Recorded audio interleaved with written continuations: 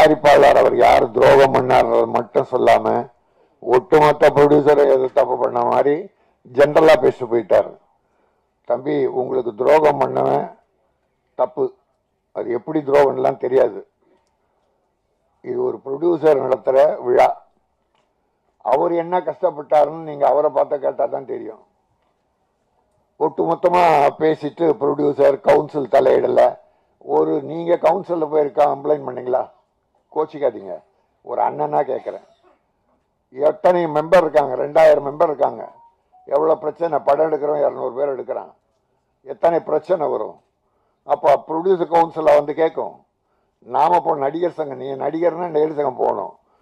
இப்ப பாருங்க, நீங்க இந்த தம்பி நம்ம நல்லா பேசுனீங்க, பட் திருட்டு விசிறிய பத்தி லைக்கா பத்தி பேசுனீங்களே, பர்மா பசார்ல போய் கலவரத்தை பண்ணி அடிச்சு நொறுக்கி 5 நாள் ஜெயில இருந்த கே ராஜனை அவன் ஆதிச்சானா? ஒரு தாதரிச்சானா? செய்யவே மாட்டான். நீ தலையிட்டினா என்ன பண்ணுவாங்க பின்னால? அவர் எதுக்கு அங்க போறாரு? நானா போனேன். உலக நாயகன் எனக்கு போன் போட்டு அவரு போய் கலவரம் பண்ணி அங்க வெட்டு குத்தாயி அவரு ஓடி போய் செக்ரட்டரியேட் கிட்ட இருந்து எனக்கு போன் பண்றார். திருப்பி ஓடும் போது பர்மா பசார்ல எல்லாம் வந்து வெட்டிட்டாங்க, கலவரம் ஆயிடுச்சு, நீங்க பாப்பா. தமிழ் திரைப்பட பாதுகாப்பு கழகம்னு ஆரம்பிச்சு திருட்டு விசிடி தயாரிக்கிறவன் விற்கிறவன் கடையெல்லாம் அடிச்சுக்கிட்டு இருக்கேன், ரவுடிசம் பண்ணேன். போலீஸ் என்னை எச்சரித்தது, கவலைப்படல, என் சினிமா அழிச்சுக்கிட்டு இருக்கீங்க, அவனை அடக்க குண்டர் சட்டல போடுன்னு போராடி 5 நாள் ஜெயிலுக்கு போன சினிமாக்காரர் யாருன்னா இருக்கானா? அது மட்டும் இல்ல, 9 படம் எடுத்து 3 கோடி லாஸ் ஆன.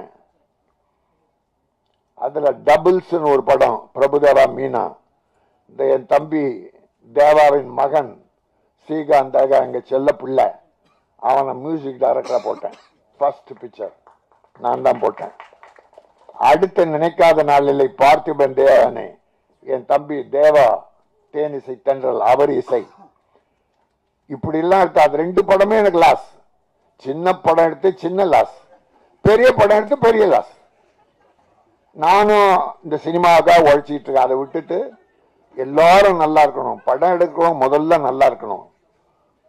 படம் எடுக்கிறோம் நல்லா இருந்தா சினிமா உலகமே நல்லா இருக்கும். கலைஞர்கள், வேலையாள், தொழிலாளி எல்லாரும். என் பேரரசு பேருரையாற்றினார், எல்லா சப்ஜெக்டும் தொட்டுட்டார். நம்ம பேசுறதுக்கு ஒண்ணு இல்லை, அவர் சொன்னதெல்லாம் உண்மை. ஆனா இப்ப 5 யூடியூப்ல நான் பேட்டி கொடுத்திருக்கேன். 5 நாளா என்கிட்ட வந்துகிட்டே இருக்காங்க. எதுவா இருந்தாலும் ஸ்ட்ரைக் என்பது கூடாது, பேசி தீர்க்க வேண்டும்.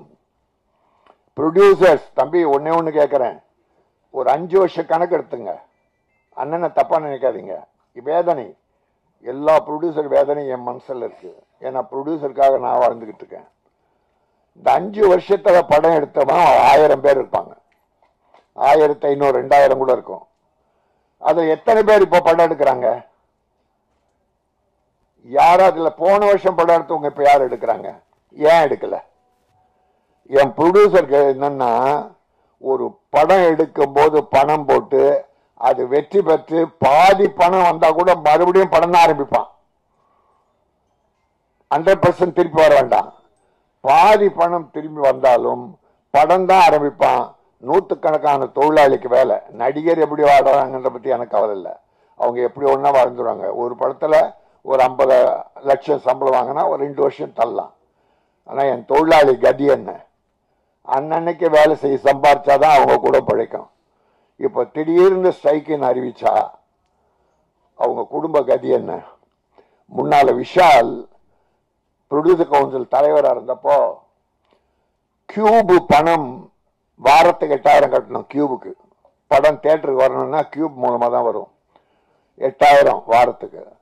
அது அதிகமா இருக்கு, குறைக்கணும்னு ஸ்ட்ரைக்குன்னு ஆரம்பிச்சிட்டார். 4 மாசம் ஓடிச்சு. தொழிலாளி பட்ட வேதனை. நடிகர் சங்கத்திலேயே 3000 நடிகர் ஜூனியர் ஆர்டிஸ்ட் துணை நடிகர்கள் இருக்காங்க. அவங்க வாழ்க்கை என்ன ஆகும்? இப்படி அப்பவே ஒரு பெரிய அப்புறம் வாபஸ் வாங்கிட்டார் 4 மாசத்துக்கு அப்புறம். வாங்கினதுக்கு அப்புறம் என்னாச்சு தெரியுங்களா?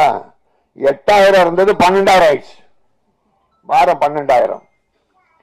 என்ன பிரயோஜனம்? ஸ்ட்ரைக் பண்ணி இந்த ஏழை தொழிலாளி கஷ்டப்பட்டான்னு. அதுதான் அந்த அனுபவத்துல நான் இப்ப 5 நாளா சொல்லிட்டு இருக்கேன்.